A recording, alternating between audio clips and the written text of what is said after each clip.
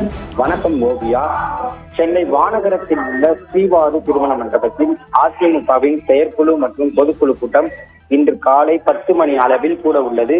அவைத்தலைவர் தமிழ் மகன் உசேன் தலைமையில் கூட உள்ள இந்த கூட்டத்தில் அதிமுகவின் பொதுச் செயலாளரான எடப்பாடி பழனிசாமி, துணை பொதுச் செயலாளர்கள் KP முனுசாமி, RP உதயகுமார் மற்றும் நத்தம் விஸ்வநாதன் ஆகியோரும், பொருளாளர் திண்டுக்கல் சீனிவாசன் மற்றும் தலைமை நிலைய அலுவலர் SP வேலுமணி உள்ளிட்ட ஏராளமான நிர்வாகிகள் பங்கேற்க உள்ளனர். அது மட்டுமின்றி பொதுக்குழு மற்றும் செயற்குழு உறுப்பினர்கள் 4000த்திற்கும் மேற்பட்டோர் கலந்து கொள்ள உள்ளதால் இதற்கான ஏற்பாடுகள் இங்கு செய்யப்பட்டுள்ளன. எடப்பாடி பழனிசாமிக்கு வரவேற்பு கொடுப்பதற்காக பிரம்மாண்ட ஏற்பாடுகளும் அது மட்டுமின்றி ஆடல் பாடல்களும் ஏற்படுத்தப்பட்டுள்ளன.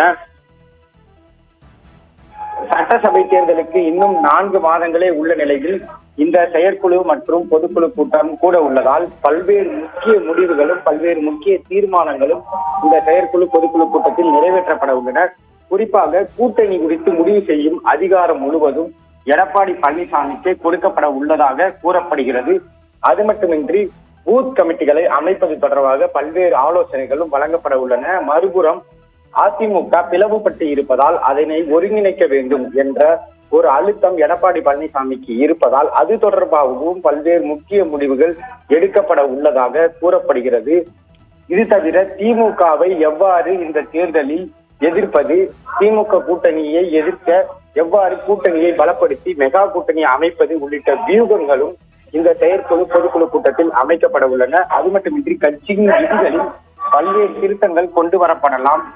வழக்குகளை எவ்வாறு எதிர்கொள்வது, கட்சியை மீண்டும் எவ்வாறு கட்டமைப்பது உள்ளிட்ட பல்வேறு விவகாரங்களை முன்னெடுக்கும் வகையிலும், அது மட்டுமின்றி எடப்பாடி பழனிசாமியை ஒற்றை அதிகாரம் கொண்ட மனிதராக, ஒரு நபராக, கட்சியில் முக்கிய நபராக மாற்றக்கூடிய ஒரு பல்வேறு முடிவுகளும் இந்த கூட்டத்தில் எடுக்கப்பட உள்ளன. கூட்டணிக்குள் மற்ற கட்சிகளை கூடுதலாக தேமுதிக, பாமக உள்ளிட்ட கட்சிகளை கொண்டு வருவது தொடர்பாக பல்வேறு முடிவுகள் எடுக்கப்படும் என கட்சியின் வட்டாரங்களிலிருந்து கூறப்படுகின்றன.